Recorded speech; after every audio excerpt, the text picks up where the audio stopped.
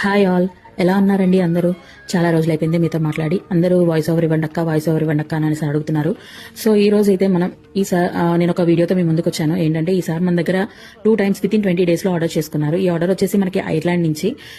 అందరూ కూడా international shipping ఉందా అని చెప్పేసి అడుగుతున్నారండి. ఇంటర్నేషనల్ షిప్పింగ్ మన దగ్గర అవైలబుల్ అండ్ సేఫ్ గా కూడా మనం పంపిస్తాము.